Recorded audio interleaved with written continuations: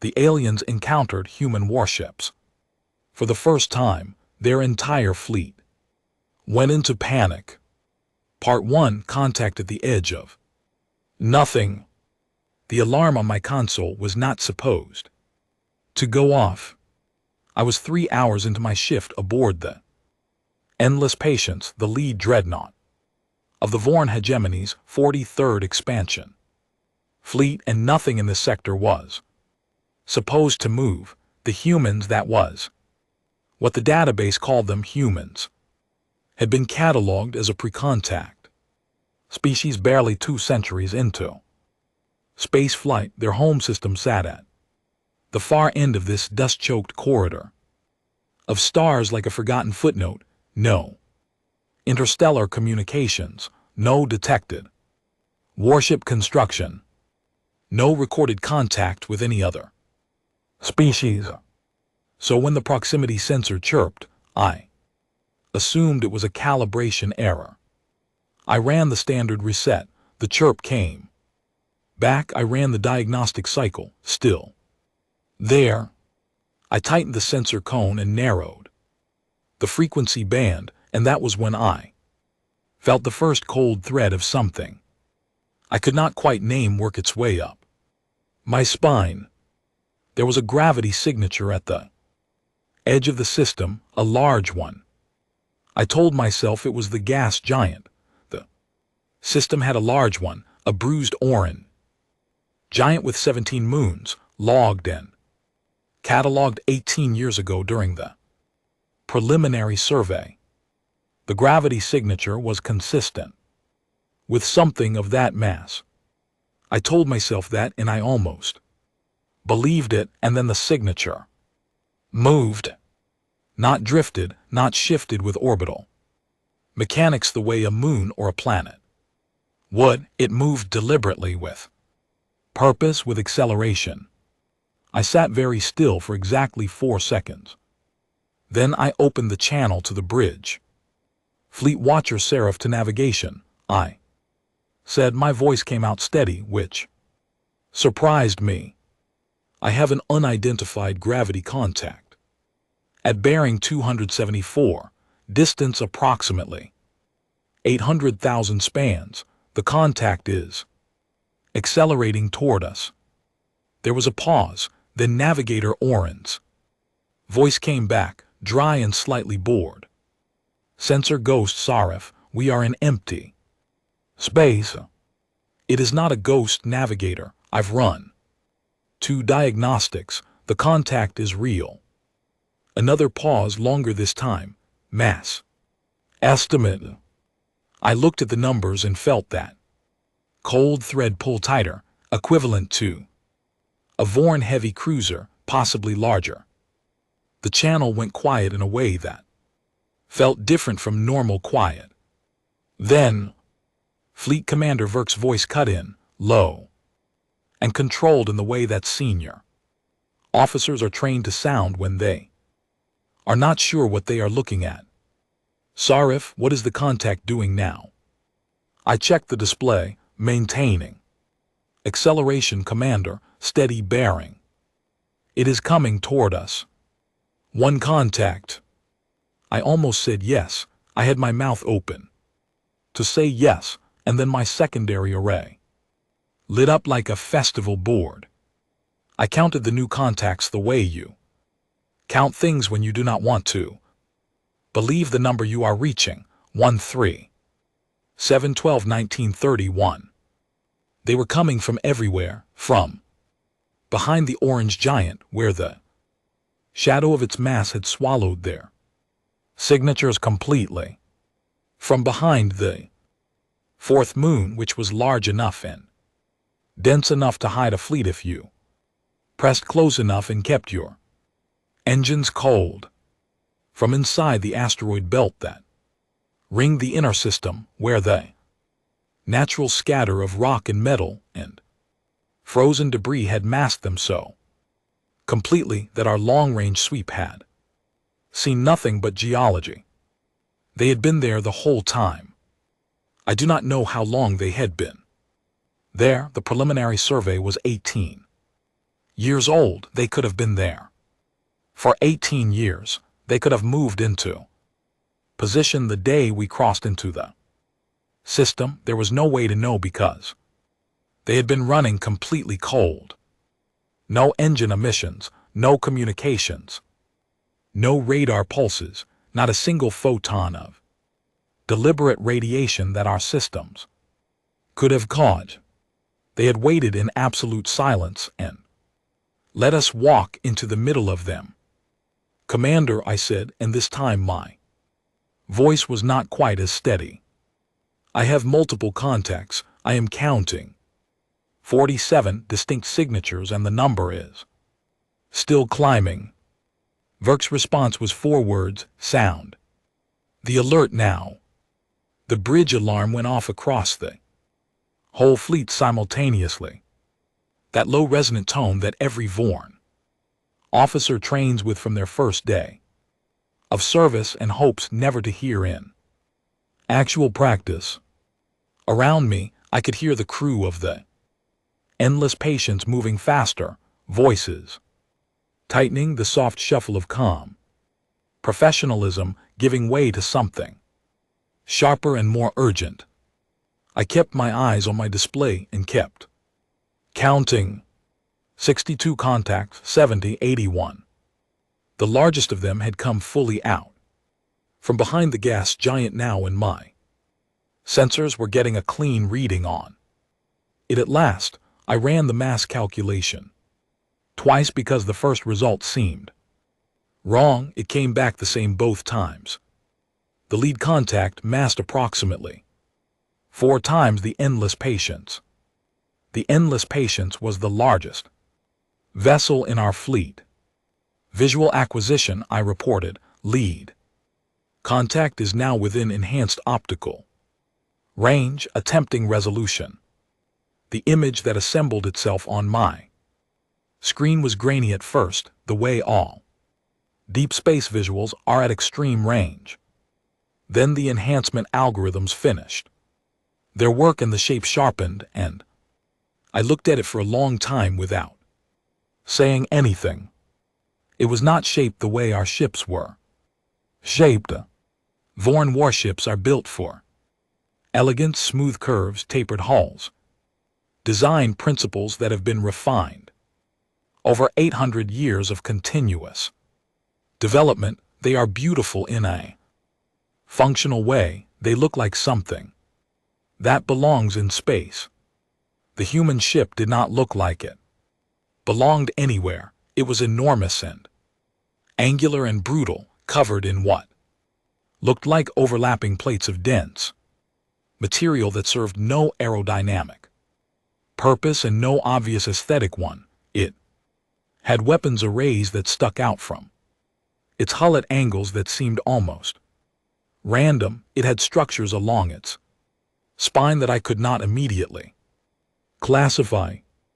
It looked less like a vessel and more like something that had been built by people who expected to be in serious trouble and wanted to make sure they were ready for it. And it was not stopping. None of them were stopping. 89 contacts, 94, 102, and every single one of them was holding course, holding formation, moving toward us at a steady, deliberate pace that communicated something I had no immediate word for. Not aggression exactly, not a charge. Something more patient than that. Something that said, we have been waiting and now we are coming, and we are not in a hurry because we do not need to be. Commander, I said quietly, they are not running. The silence that followed lasted exactly long enough for that to sink in across the bridge. Every species the Vorn hegemony had ever encountered in 400 years of expansion had done one of two things when our fleet appeared on their sensors. They had talked or they had fled. Some had done both in that order. Not one of them had held position, run cold, hidden in the shadow of their own planets, and then emerged in coordinated formation to advance on us at a measured pace. Not one of them. 114 contacts confirmed, I said. All advancing, no hostile action yet, no targeting signals detected, they are just moving toward us. Verk said nothing for a moment, then, keep watching them, Sarath. Every sensor you have, I want to know the instant anything changes. Understood, Commander. I kept watching. I did not look away from the display for a single moment. The contacts moved, slow and vast and silent, and somewhere at the front of that formation, the enormous angular vessel that led them came close enough for my sensors to start pulling finer detail from its hull.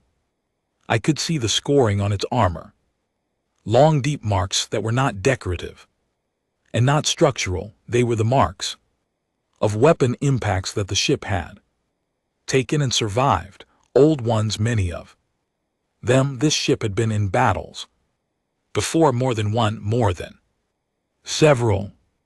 It had been hurt and repaired and sent back out, and it was here now, and it was still coming. I filed my sensor log, updated my contact count to 119, and for the first time in 11 years of fleet service, I found that I was genuinely afraid. Part 2, the shape of a warship. I had studied weapon systems for most of my adult life. Every sensor operator in the Vorn fleet goes through the same training sequence. 3 years of theory, 2 years of practical observation, 1 year of live fleet posting before you earn a permanent station. By the end of it, you can identify almost any weapon platform in known space from its energy signature alone. You learn the Vorn systems first, naturally, and then the systems of every species the hegemony has ever encountered, cataloged and either absorbed or left behind. I thought I knew what weapons looked like. The lead human vessel was currently 400,000 spans off our bow, close enough. Now that my enhanced array was pulling real structural detail from its hull, and I was looking at things I did not have categories for. Not because the weapons were unknown technologies, some of them I recognized immediately. The long linear accelerator rails running along the ship's flanks were kinetic delivery system, more sophisticated than anything in our database, but identifiable in principle. The spherical turret housings mounted at intervals across the upper hull were clearly plasma-based emitters. The launch tubes arranged in clusters along the bow section were missile delivery systems, type and yield unknown. What confused me was not the what, it was the how many. I counted 46 distinct weapon emplacements on the hull of the lead vessel. The endless patience, our fleet's most heavily armed dreadnought, carried 19, and the endless patience was a dedicated warship designed and built for nothing else. The human vessel, from what my sensors could determine, appeared to also carry power generation systems, propulsion, redundancies, crew facilities, and what looked like significant medical infrastructure. It was doing everything our ship did, and it was still carrying more than twice our weapon load. I flagged the analysis for Fleet Commander Varric and kept working. The secondary contacts were resolving now too, and the picture they gave me was, if anything, more unsettling than the flagship. The human fleet was not uniform. There were at least 6 distinct hull types in the formation, ranging from vessels roughly comparable to our own escort frigates up to 4 additional ships in the flagships. Approximate mass range They were not all painted the same way, not all carrying the same configuration. Some had clearly been modified, significantly from whatever their original design had been. Additional plating here, a different weapon mount. Their structures added or removed in ways that suggested years of active service modification. These were not parade ships, these were working vessels. I was halfway through a comparative tonnage analysis when Intelligence Officer Liss appeared at my station. Liss was the oldest person on the bridge, gray-scaled and quiet, with a particular stillness that comes from spending 40 years watching things and learning not to react too quickly. Liss looked at my display without speaking for a long moment. "What do you have?" Liss said finally. 131 confirmed contacts, I said.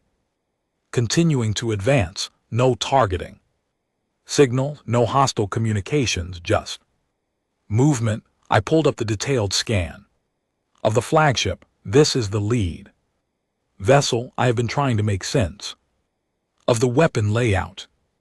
Liss studied the image. The armor is unusual.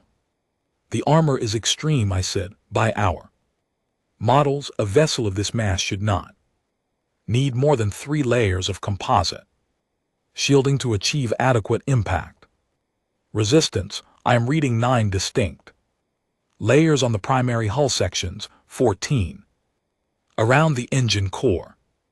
Redundancy far beyond any rational margin. I hesitated, then said the thing I had been thinking since I first got the detailed scan. Liss, this ship is built to keep functioning after taking serious damage, not to avoid damage, to absorb it and continue. Liss looked at me with an expression I could not read. Pull up the historical file on humans. I brought it up. It was not a large file. The Hegemony's preliminary survey team had spent 3 weeks in the outer system 18 years ago. And GT snorts. And GT observed the humans' home planet from a safe distance, cataloged their basic technology level, classified them as pre-contact, and moved on. There were some intercepted broadcasts, audio and visual transmissions that the survey team had recorded and partially translated, mostly entertainment content and news programming. And there were records of their conflicts. The survey team had documented what appeared to be multiple ongoing armed conflicts between human political factions. At the time, the notation in the file read, "Species is not yet unified. Internal conflicts ongoing, considered low threat priority." I looked at those conflict records now. With different eyes, I looked at the vehicles they had been using 18 years ago, atmospheric craft, ground-based machines, early generation orbital platforms, and I thought about the ships currently filling my sensor display, and I did something I was not strictly required to do. I did the math. 18 years from atmospheric conflict vehicles to ships of this size, this complexity, this armament density. 18 years of development at a pace that, if I extrapolated the curve backward and forward, suggested a species that had not slowed down, had not paused to consolidate, had not done anything except build and improve and build again. They had not stopped fighting each other either. The broadcasts from the past 18 years, which the Hegemony's outer system listening posts had been quietly collecting without anyone apparently thinking they were worth serious analysis, told that story. Clearly, multiple large-scale conflicts between human factions, entire campaigns, fought and resolved, Technologies developed specifically for those. Campaigns refined in actual use then. Applied to the next generation of ships. These vessels had not been designed in a laboratory. They had been designed in war by people who learned from every engagement what worked and what did not, and who built the next version better because of it. I thought again about my own fleets. Dreadnoughts, the endless patience, and her sisters, which had been designed 60 years ago and updated incrementally. Zinza. Beautiful ships, powerful ships that had never been in a serious engagement because our mere appearance had always been sufficient to achieve our objectives. We had been building ships designed to look impressive. They had been building ships designed to win. Commander Vert, I said over the open channel because Liz had moved to stand near the commander's station, and I did not want to walk away from my console. I have completed a preliminary threat assessment of the human fleet. Go ahead, Sarath. Total hull count is now 138. Mass advantage to the human formation is significant. I estimate their total fleet tonnage at approximately 4 times ours. Weapon density per hull is substantially higher than any equivalent Vorn vessel. Armor layering exceeds our standards by a factor of 3 to 4. I paused. There is one additional detail, Commander. Tell me. Their ships are crewed at a ratio I cannot fully account for. I am detecting life sign densities consistent with approximately 4,000 crew members aboard. The lead vessel, our equivalent ship, carries 400. The silence from the commander's station was brief but total. 4,000, Varric said. Yes, Commander. The additional personnel do not appear to be soldiers in a transport capacity. The ship's internal layout, as far as I can determine it by sensor, suggests they are fully integrated crew operating additional weapon systems, damage control stations, redundant bridge functions. I looked at the numbers again and said it plainly. They crew their ships as if they expect to lose major sections and need people to keep the rest functioning. Lees was the one who said, very quietly, they are not crewing for a battle. They intend to survive cleanly. They are crewing for a battle. They intend to survive regardless. The comm channel opened without warning. It came in on the standard hegemony diplomatic frequency, the open hailing band that we broadcast on as a matter of procedure whenever we entered any system, a signal anyone with basic receiving equipment could pick up. We had been broadcasting on it since we crossed the system boundary. The standard message, Vorn hegemony, expansion fleet here in the interest of peaceful contact and territorial registration, all communications. Welcome. We had not expected anyone to answer. The voice that came through was female, unhurried and speaking in Vorn standard, with an accent so minor that it took me a full second to identify it as non-native, perfect grammar, clear diction, the kind of fluency that takes years of dedicated practice. Vorn Fleet, this is Captain Alice Harmon of the Earth Combined Ship Iron. Patience, I am transmitting on your diplomatic frequency. I want to be clear that this is a friendly communication. No one here is going to do anything hasty.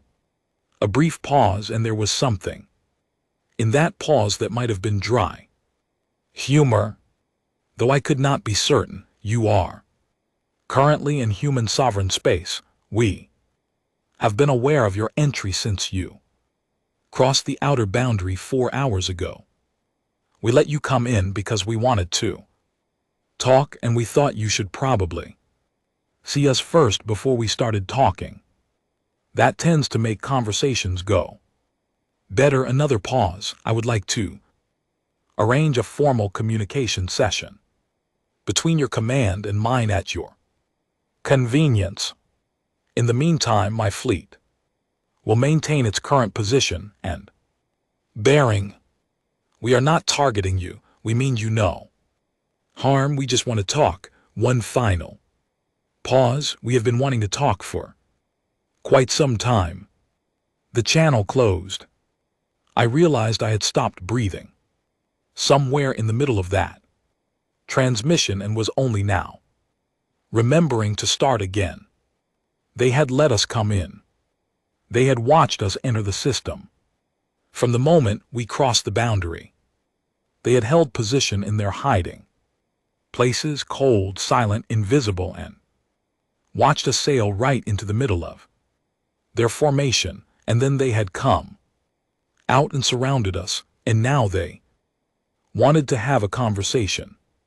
They had learned our language, not just words, the diplomatic frequency syntax, the formal greeting protocols, the specific terminology of hegemony, expansion procedure. They had studied us as carefully as we should have studied them, and they had done it quietly from a distance without us ever knowing. I looked at my display.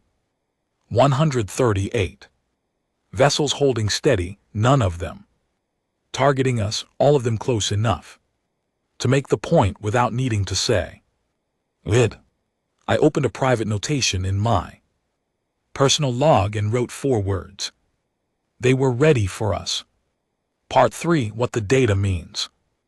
The War Council chamber at the center of the endless patience was built to Project Authority.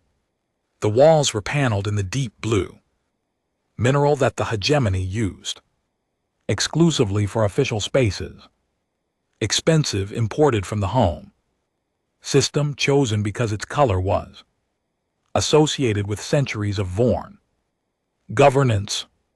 The table was long enough to seat 24 admirals and commanders and their senior staff. The lighting was calibrated to make everyone look composed and in control. Every surface in the room communicated one clear message: the hegemony knows what it is doing. I was the lowest ranking being in that room by a very large distance.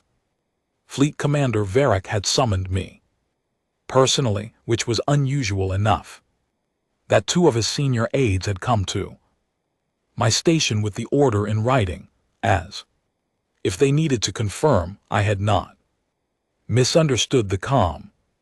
I had handed my console to my relief officer, followed the aides through 4 corridors and 2 security checkpoints, and arrived at the War Council chamber to find 12 of the fleet's most senior officers already seated and waiting. None of them looked like they had slept. Fleet Watcher Sareth, Varric said from the head of the table. He looked older than he had 6 hours ago, not dramatically, just around the eyes and the set of his jaw, and the particular way a person looks when they have spent hours confronting something they were not prepared for. You have completed the comparative analysis. Yes, Commander. Presented everything. Do not simplify and do not soften. I connected my data pad to the chamber's display system, brought up the first section of the analysis, and began. Total human fleet composition, I said. 138 hulls confirmed, 6 distinct vessel classifications. I have designated them by size and apparent function based on sensor data. The display showed my categorization. Light escorts, medium frigates, heavy cruisers, 2 classes of capital ship, and the flagship. The escort and frigate classes are broadly comparable to our own equivalent vessels in terms of mass and overall capability. The differences become significant at the capital ship level and above. One of the admirals, a broad-shouldered officer named Garin who commanded the fleet's second dreadnought, leaned forward. How significant? The 4 vessels I have classified as heavy capital ships each outmass the Endless Patience by approximately 80%. The flagship outmasses us by a factor of 4.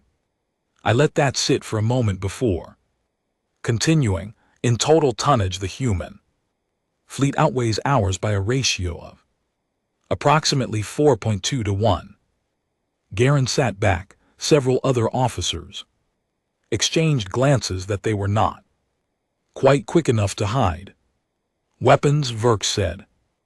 I moved to the next section. Weapon density is substantially higher across all human hull types than our equivalent vessel. The flagship carries 46 confirmed weapon emplacements. The Endless Patience carries 19 more. Significantly, and I want to be precise about this, the human weapon systems show clear evidence of being layered in redundant configurations. If you disable one system, a backup system covers the same firing arc. If you disable the backup, there is frequently a tertiary option. I paused. Our weapons are not configured this way. If a Vorn weapon system is disabled, that firing arc is lost, because we do not expect to sustain that level of damage in a normal engagement, said Admiral Finn, who commanded fleet logistics and had the precise, detail-oriented mind of someone who had spent 40 years making sure things worked correctly. Finn was not challenging me. Finn was thinking out loud. Correct, I said. We design for engagements in which our systems remain largely intact. The humans appear to design for engagements in which significant damage is expected and planned for. I pulled up the crew density analysis. Next, personnel distribution, I said. The human flagship carries approximately 4,000 crew members. Our equivalent vessel carries 400. I watched the faces around the table absorb that number. I want to be clear about what this means. In practical terms, the additional personnel are not passengers. They are not troops in a transport configuration. Every major section of the ship has its own dedicated crew complement sufficient to operate that section independently if it is cut off from the rest of the vessel. They have enough damage control personnel to address simultaneous failures across multiple areas of the ship without drawing from other departments. They have medical capacity for approximately 12% of the total crew to be treated for serious injuries while the ship continues full combat operations. The room was very quiet. They crew their ships, I said, carefully, as if they expect those ships to take catastrophic damage, and they intend to keep fighting anyway. Admiral Garin said, that is a wasteful use of personnel. Only if you expect the ship to stay intact, I said. If your ship loses 30% of its sections in an engagement, 400 crew is not enough to keep operating. 4,000 might be. I moved to the section I had spent the most time on, the historical context. I have reviewed all available intelligence on human conflict activity over the past 18 years, I said. Hegemony's outer system listening posts have collected approximately 11,000 hours of intercepted human communications during that period. Most of it was classified as low priority and filed without analysis. I kept my voice steady. I analyzed it Verk looked at me with an expression that I could not quite name, and humans have fought 9 major fleet engagements against each other in the past 18 years, not ground conflicts or limited exchanges, full fleet actions, involving capital ships sustained over periods of weeks to months. I brought up a summary timeline on the display. Each engagement was followed by a period of ship construction that incorporated lessons from that engagement. The vessels we are currently observing represent approximately the 4th generation of design evolution from what the survey team cataloged 18 years ago. Each generation is substantially more capable than the previous one. Admiral Finn said quietly, they have been running a development program through live combat. Effectively, yes. Admiral Garin leaned forward again. They would not dare engage us. We are the hegemony. No species in the hegemony's history has initiated hostile action against our fleet. I took a breath and said what the data said with respect, Admiral. In the past 300 years, no species we have encountered has had the capability to successfully do so. The humans currently have that capability. I paused. I also want to note that in their 9 recorded major fleet engagements against each other, humans initiated hostile action first in 6 of those 9 conflicts. They do not appear to have a strong cultural preference for waiting. The silence in the room had a different quality now. It was not the silence of officers thinking carefully, it was the silence of people confronting something they had not prepared for and were not sure how to approach. What are they doing right now? Varric asked. Holding position, maintaining the encircling formation, no targeting signals, no communication. Since the initial hail from Captain Harmon, I checked the real-time feed on my data pad. They are waiting. For what? For us to respond to their request for a communication session, I believe. I hesitated, then said the rest. Commander, they have been waiting patiently for 6 hours since first contact. They moved into position around us without firing. They announced their presence without threatening. Everything about their behavior since we arrived suggests they want a conversation. I looked at the display, at the 138 hulls holding their patient, unhurried formation around us. I think they are genuinely extending diplomatic approach. I also think they positioned their fleet the way they did, specifically to ensure we understood what was on the table if the conversation went badly. They wanted us afraid, Garin said, with something like anger in his voice. I think they wanted us honest, I said. There is a difference. Verk studied me for a long moment, then he looked at the display showing the human formation and at the summary numbers along its edge, tonnage ratio, weapon density, crew numbers, and he was quiet for a while. Send Captain Harmon our acknowledgement, he said finally. To her, we are prepared to open formal communications. Request a 48-hour delay for fleet-level consultation first. He looked around the table, and I want every ship commander in this fleet on a secure channel within the hour. No one does anything until I say so. Nothing provocative, nothing aggressive. We are going to be very careful. I packed up my data pad and made my way to the door. Lise fell into step beside me in the corridor outside. We walked in silence for a moment. You did well in there, Lise said. I told them what the data said. Yes, a pause. That is harder than it sound sometimes when the data is saying something people do not want to hear.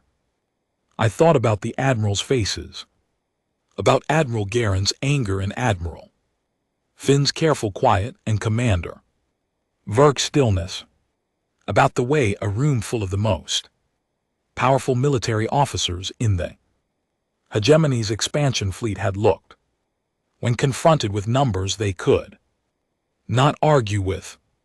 I opened my personal log when I got back to my station and wrote the line that had been forming in my mind since I stood in front of that table. We came here to show them our strength. I do not think they are impressed. Part 4, the demonstration. The 48 hours passed slowly. I slept in 3-hour intervals and spent everything else at my console. And GT snorts. And GT, watching the human formation with every sensor the endless patience carried. I cataloged their patrol patterns. I measured the intervals between their position adjustments. I noted the precise regularity with which they cycled their active sensor. Sweeps thorough, overlapping, no gaps. They were watching us just as carefully as we were watching them.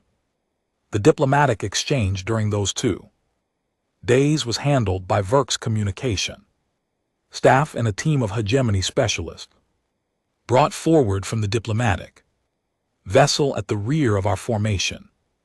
I was not part of those conversations, but the summaries came through the fleet operations channel where I could read them. The humans were consistent in every exchange, polite, clear, unhurried. Captain Harmon answered every question the diplomatic team asked with a directness that I gathered made some of the specialists uncomfortable. Diplomacy operates on layers. You say what you mean through careful indirection, building toward the actual point over the course of many exchanges. Captain Harmon appeared to have little patience for that approach. When a specialist asked in the careful diplomatic phrasing the hegemony uses to avoid direct questions whether the human fleet intended to maintain its current disposition throughout the communication process, Captain Harmon apparently responded, "Yes, we will hold position. Our weapons will remain on standby, not targeting. If you need me to move the fleet to make you more comfortable, tell me where you want us, and we will discuss it, but I am not going to pretend the ships are not there." Lees found that response instructive. I found it clarifying. On the morning of the 3rd day, Commander Verk summoned the senior staff to the bridge. I was included, which had become approaching normal at that point. The sensor analysis I had produced had circulated through the entire command structure and apparently become the primary reference document for the ongoing diplomatic situation. I had received 3 separate notes from admirals I had never previously interacted with, each asking follow-up questions about specific sections of the analysis. I had answered all of them as thoroughly as I could. Captain Harmon has made a proposal. Verk told the assembled officers. She has offered what she calls a friendly demonstration.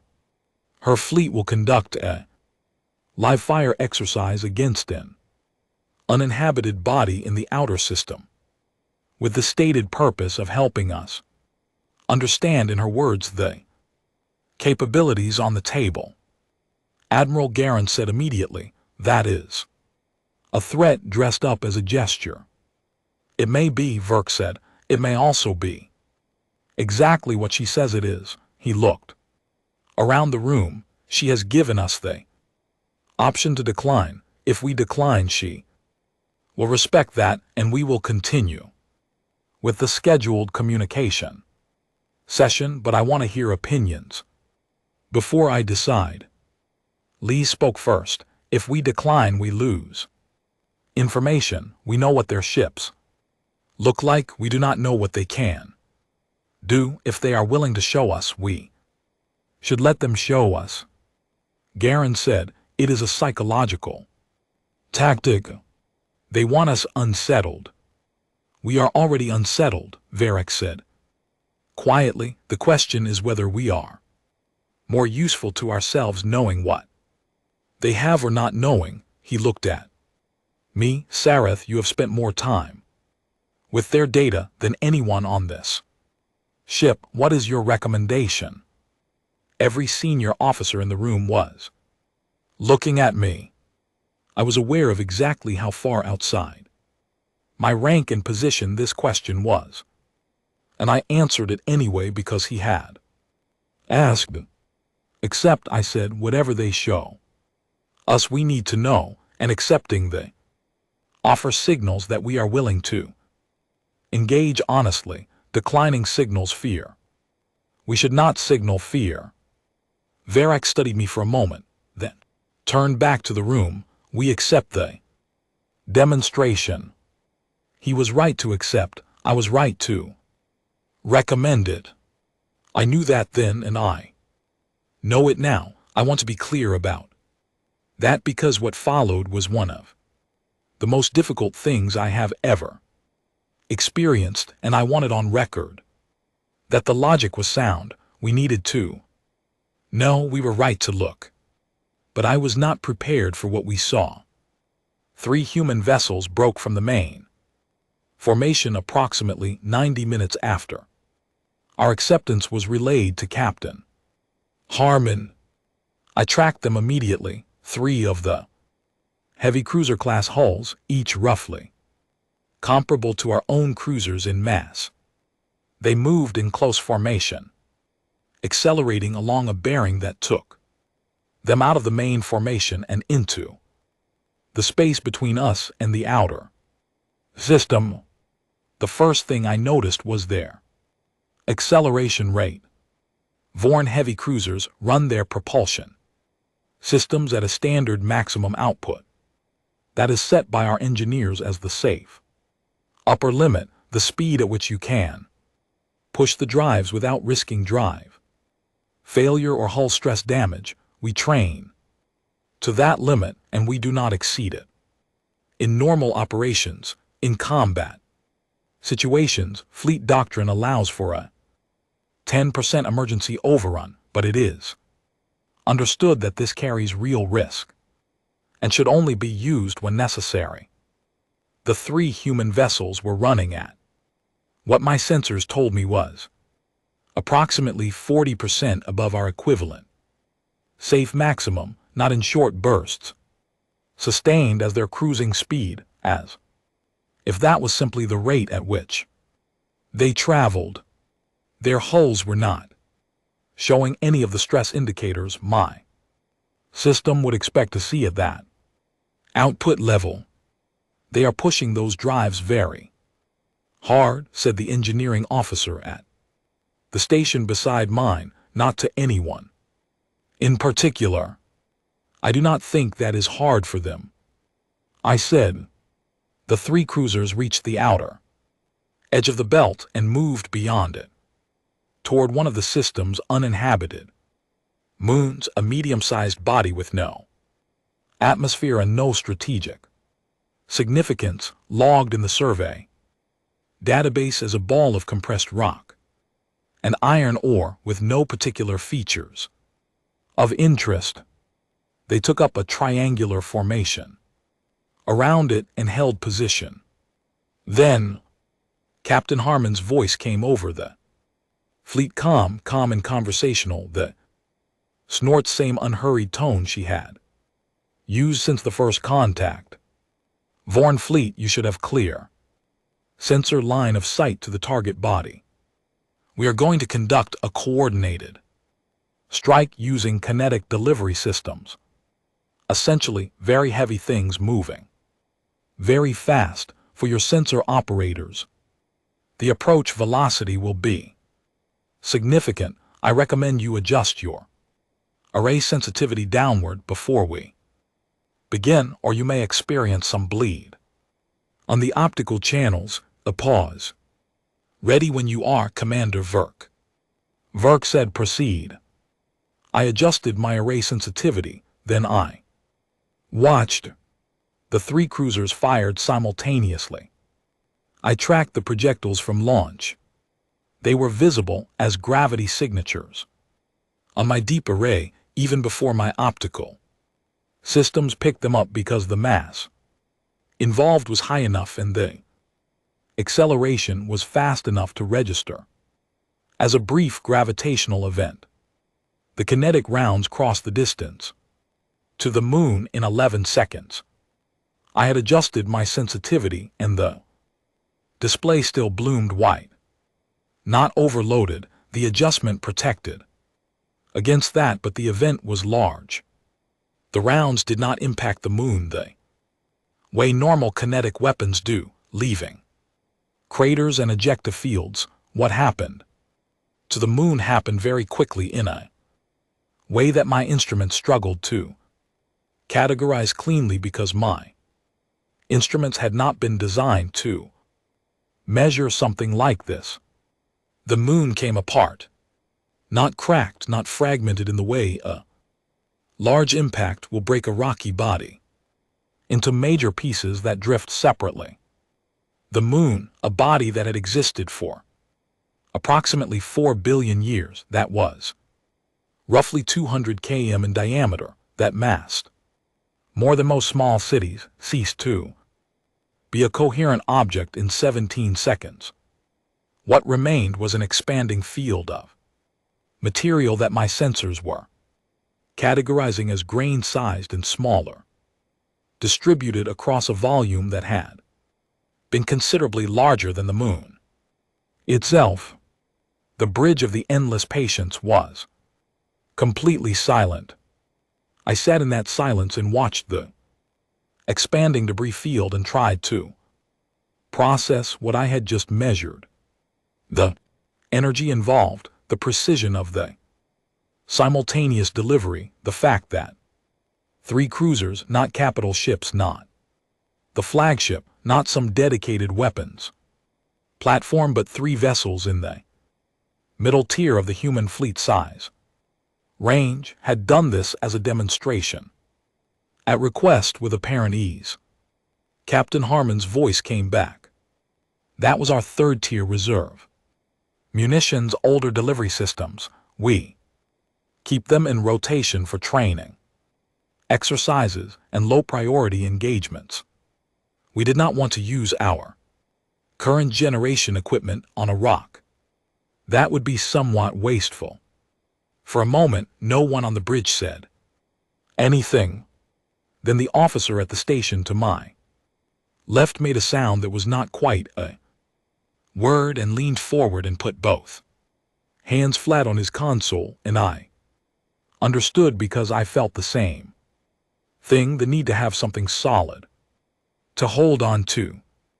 At the commander's station fleet, Commander Verk stood with his hands clasped behind his back, looking at the debris field on the main display. He had not moved since the strike began. He did not move now. I watched him from across the bridge, and I thought that of all the expressions I had seen on his face in the 3 days since this began, this one was the hardest to read, because it was not exactly fear, and it was not exactly awe, and it was not exactly calculation.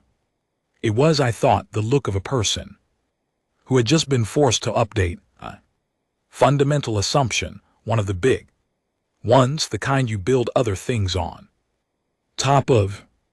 I opened my personal log. I have spent my life in the hegemony's fleet, I wrote, proud of what we are, certain of what we represented. We are not weak. I want to be clear about that. The Vorn hegemony is a genuine military power with 4 centuries of expansion behind it, and more capability than any other single force in the known systems we have charted. I paused, looking at The debris field, which was still expanding slowly on my display. I understand now that we have been very fortunate. We have never in 400 years met a species that both wanted to fight back and had the means to do it effectively. I stopped writing for a moment, then finished the entry.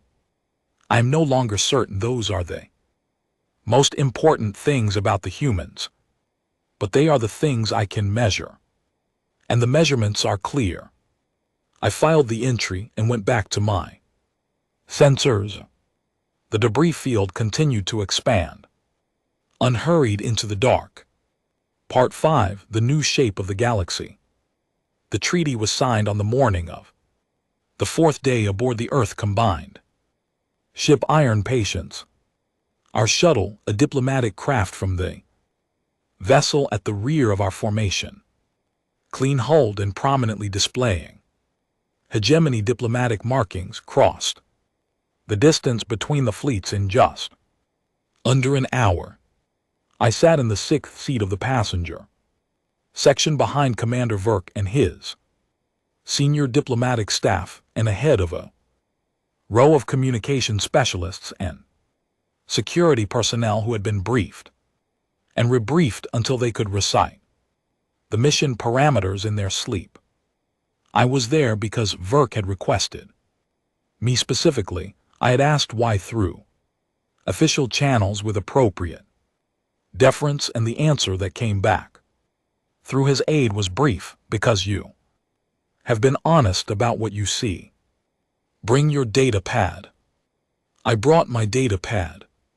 The Iron Patience was larger close-up than any sensor reading had fully conveyed. That is a simple statement, and it sounds obvious, but I want to be precise about it. Sensor data gives you dimensions and mass estimates and weapon counts and all the technically accurate information you need to understand a thing. It does not prepare you for the actual experience of approaching that thing in a small shuttle and watching it fill the forward viewport until it occupies your entire field of vision, and still there is more of it beyond the edges of the frame. I had grown up around Vorn dreadnoughts. I had served on the Endless Patience for 11 years, and I was comfortable with the scale of it. The Iron Patience was different in a way that was not purely about size. The Endless Patience was built to be impressive. Its lines were deliberate, its proportions considered, its presence in space carefully designed to communicate authority. The Iron Patience was built to do things, and everything about it communicated that, and the effect was more unsettling than mere size would have been. We docked in a landing bay that could have held 4 of our shuttles with room left over. A human reception detail was waiting. 8 people in formal uniforms arranged in precise lines, with a 9th person standing slightly ahead of the group. Captain Alice Harmon was shorter than I expected. I do not know what I expected exactly. The voice over the comm had created an impression, and the impression was of someone physically commanding in the way that Vorn fleet commanders tend to be. Instead, she was of modest height, with the particular kind of stillness that does not come from physical size, but from a person who has spent a long time knowing exactly where they are and what they are doing. Her uniform was clearly the formal version of something that spent most of its time being a working garment. There were marks on the cuffs that pressing and cleaning had faded, but not entirely removed. She stepped forward as Verk descended from the shuttle ramp and extended her hand in the human greeting gesture that our diplomatic briefing had covered. Verk accepted it without hesitation, which I thought was a good sign. "Commander Verk," she said, "thank you for coming. Captain Harmon Verk said, "Thank you for the invitation." There was a moment between those two sentences where the 4 days of silence and maneuvering and tension existed as a kind of shared context that both of them acknowledged without saying anything about it, and then they moved on, and the rest of us followed them into the ship. The corridor from the landing bay was wide enough for 4 people to walk abreast comfortably, which told me something about the expected crew density in that section of the ship. The walls were a practical gray-white that showed the marks of long use, not neglect but genuine habitation. The ship felt lived in a way that our vessels did not, partly because Vorn design favors surfaces that look clean, and partly because I was beginning to understand our crews spent much less time on their ships over the course of a career. A Vorn warship is a posting. A human warship appeared to be, in some meaningful sense, a home. The evidence of that was visible in small ways as we walked. A small image fixed to the wall beside a corridor junction, personal photographs of crew members in non-uniform settings, a common space on a planet somewhere, surrounded by people who were clearly family, a hand-painted emblem above a section, hatchway detailed and careful, clearly the work of someone who had spent considerable time on it. A small cluster of objects in a recessed alcove near an elevator, flowers, artificial but carefully maintained, arranged around a small framed image that I could not see clearly but which had the look of a memorial. These people had made the ship their own, not in violation of regulations. Clearly, everything was orderly and the ship was manifestly well maintained, but in the way that people do when they are going to be somewhere for a long time, and they intend to have a relationship with the place rather than simply occupy it. The formal signing took place in a meeting room off the central command corridor, a long practical table, good lighting, recording equipment at each end. The treaty document had been drafted over the preceding 2 days through the diplomatic exchange, and the final version had been reviewed by both sides. That morning, I had read it.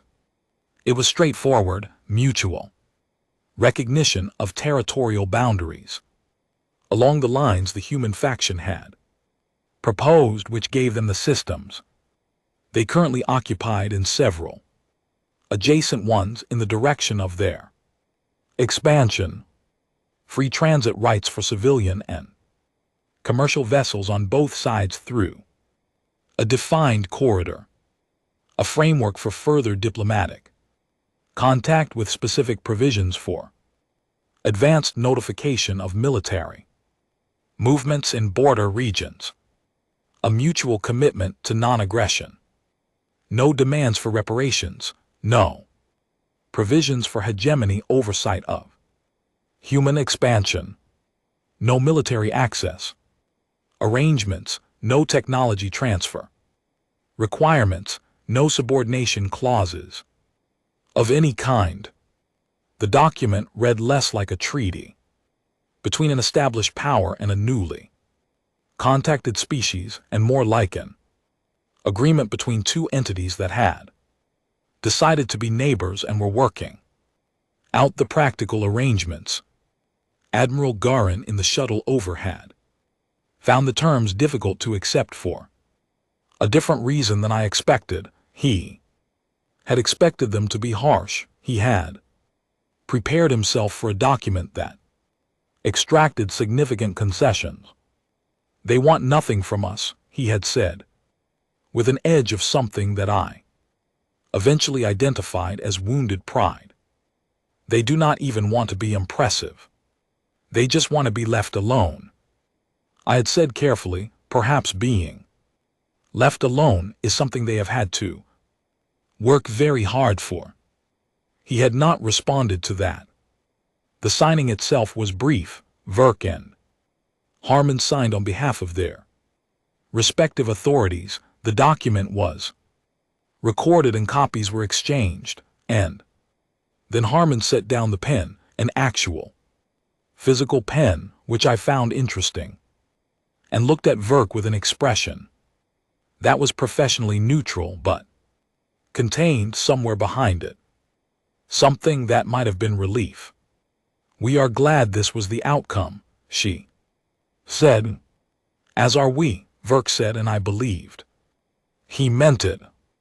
A reception followed, a human tradition. Apparently, for occasions of this kind, food and non-intoxicating beverages were provided, and the two delegations moved from the formal arrangement into something more relaxed. I stood near the edge of the room with my data pad and watched. At some point during the first hour, Captain Harmon made her way through the room to where I was standing. I had not expected her to seek me out. I was the most junior person in the Hegemony's delegation by a significant margin, and there were admirals and senior diplomats in the room who were considerably more appropriate to speak with. She stopped beside me and looked at the display on my data pad, which was showing my ongoing analysis of the iron patient's sensor return characteristics. "Old habits. You are the sensor operator," she said. It was not a question. "Fleet Watcher Sareth," I said. "Yes." "I read your fleet analysis," she said. "Commander Varak shared it with us 2 days ago as a gesture of good faith. It was very thorough." A slight pause, and honest. I did not know how to respond to that. So I said, "I try to report what the data says." "That is harder than it sounds," she said. "In my experience, people are very good at finding reasons the data says something other than what it actually says." She looked at the data pad again. "What are you analyzing?" "Your ship sensor return profile," I said, and decided to be direct about it. "I was trying to understand your active sensor sweep intervals. Your cover it pattern has no detectable gaps." She smiled at that, a brief genuine expression. "Good. That means it is working." She looked across the room for a moment where her officers and ours were in various states of careful conversation, most of it mediated by the diplomatic staff on both sides. "You had a question," she said. "Earlier I could see it when we were signing. You had a question and you decided not to ask it. In that context." She was perceptive. I filed that away. "Why the waiting?" I said. "You knew we were coming. You had the capability to meet us at the border or to communicate before we entered the system or to make contact in any number of ways that would not have involved positioning your fleet around ours." I looked at her directly. "Why the silence? Why the encirclement? You said you wanted to talk." There were simpler ways to say that. She was quiet for a moment, and when she spoke, the dry humor I had heard traces of in her calm transmissions was mostly gone. What was left was something more straightforward. 3 years ago," she said, "a Keshari exploration vessel entered our outer system, broadcasting on all frequencies. Standard contact protocols, friendly signals. They wanted to talk." She paused. 6 months after that, the Keshari government filed a territorial claim over 4 of our colony systems and sent a fleet to enforce it. Explorers had been a survey team. I said nothing. "Before that," she continued, "the Dalvin Compact made contact on Diplomatic frequencies opened formal trade negotiations and used the access those negotiations gave them to map our military infrastructure in detail. That information showed up in an attack plan 2 years later. She looked at me steadily. We learn it takes us a while. Sometimes, but we learn. A pause. So, when your fleet appeared on our sensors at the boundary, we did not broadcast. We did not come out to meet you at the edge. We waited to see what you did, and while we waited, we made sure that when we did come out, you could see everything we had. She picked up a glass from a nearby tray and held it without drinking from it. You talk better when you are honest about the situation. Both sides do. It is easier to have an honest conversation when no one is pretending the other side does not have options. I thought about that for a while. You were not trying to frighten us, I said. I was trying to make sure we were starting from the same accurate understanding of the situation, she said. If that was frightening, it was because the situation warranted it. She set the glass down. I want to be clear, Fleet Watcher, we did not want this to be a hostile encounter. We are not interested in fighting the hegemony. We have enough to do. Enough to do, I repeated. Expansion, development, keeping our own factions from arguing themselves into another conflict, she said. The last part with the weariness of someone who has spent considerable time on the problem. We do not need another war. We are quite tired of war, actually. Slight pause. We are just not willing to not be ready for one. I looked across the room again at Verk, who was in conversation with two of Harmon's senior officers and managing to look composed and at ease in a way that I suspected was costing him considerable effort. At Liz, standing near the far wall with the same stillness as always, watching everything. At Admiral Garin, who was eating something from a small plate with the careful attention of a person who has decided to focus on immediate practical matters rather than larger questions. Captain, I said, you mentioned the Keshari and the Dalvin Compact.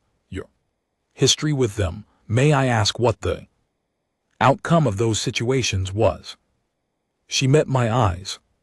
We resolved them, she said in a tone that was completely even and completely clear about what that meant without saying it directly. I understood. Resolved, I said. Yes, another pause. We prefer this outcome significantly. I believed her. I believe her now.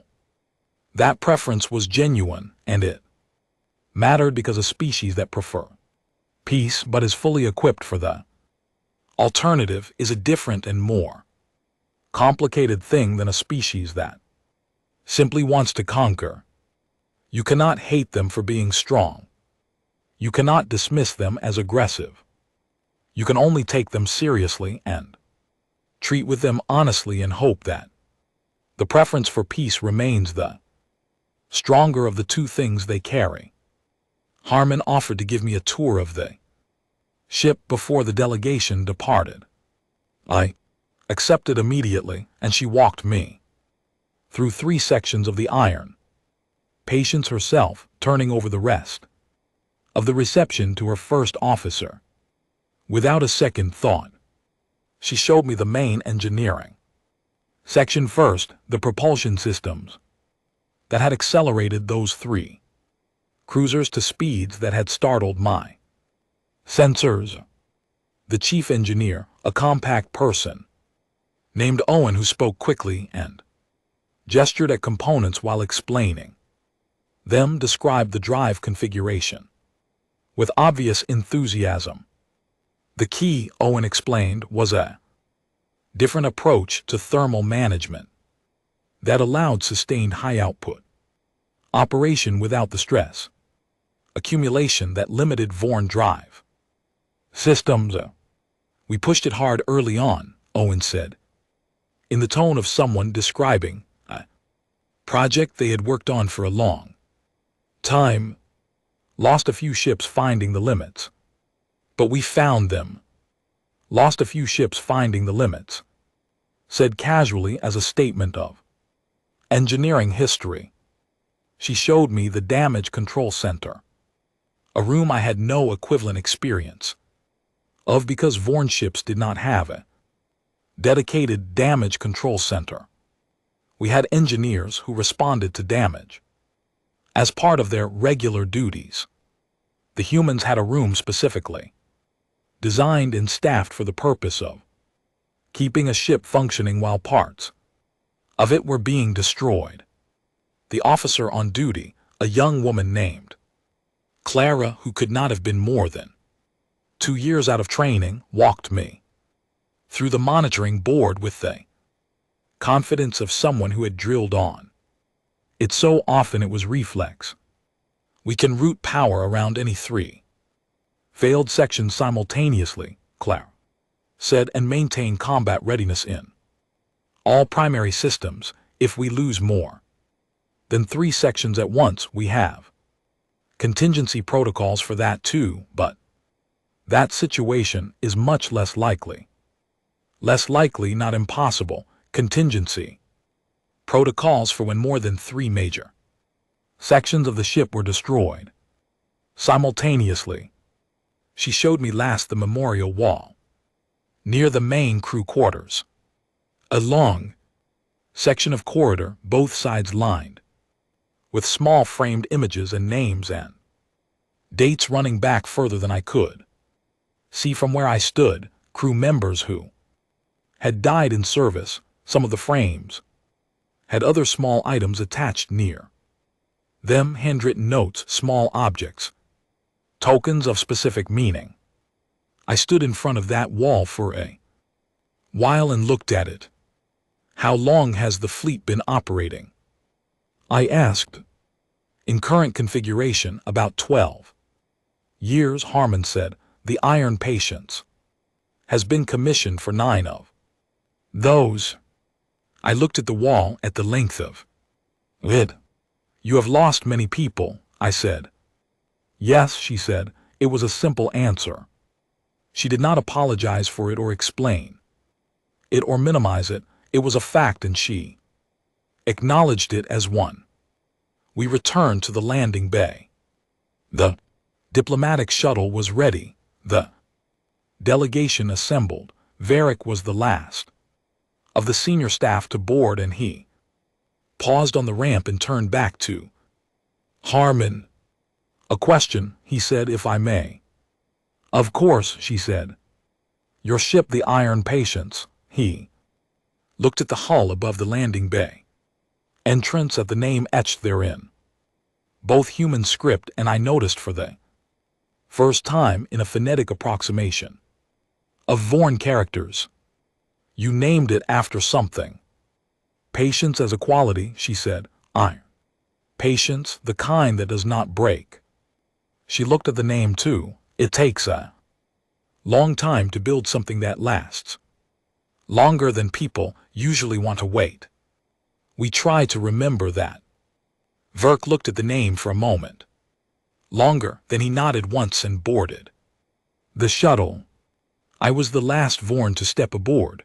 I stopped at the top of the ramp and looked back at Captain Harmon, who was standing with her hands clasped in front of her. And GT snorts. And GT, watching us go with the same composed attention she had brought to everything. Thank you, I said, for the tour. Any time, she said. We are neighbors. Now. The ramp closed. The shuttle lifted out of the bay and turned toward the fleet.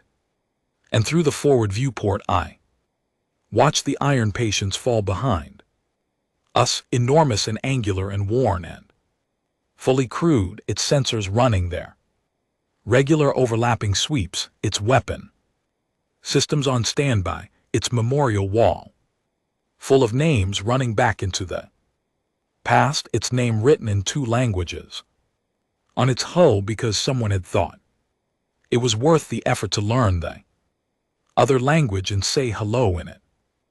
I watched until it was a sensor contact again rather than a visible ship, and then I opened my personal log for the last time in that mission cycle, and I wrote what I had been thinking since the memorial wall.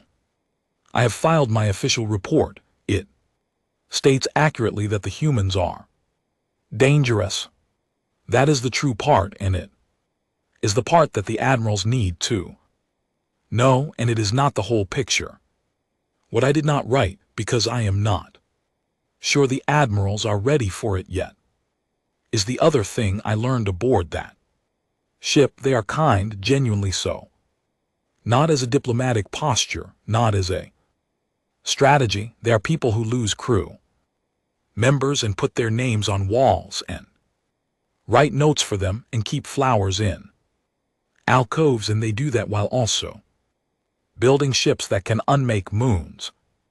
And they carry both of those things with them, the care and the capability, and neither one cancels the other out.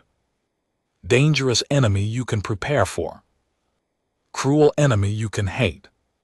A kind one who has iron, patience, and a memorial wall, and third-tier reserve munitions that can disintegrate a celestial body, and who offers you tea afterward. That one you have to respect, not fear, respect. There is a difference, and it matters. And I intend to spend a long time thinking about where exactly the line between them runs. I closed the log and looked out the viewport at the retreating stars. The Vorn hegemony had come here to expand. We were leaving, having simply, for the first time in 400 years, met our neighbors. I thought on balance that we were the lucky ones.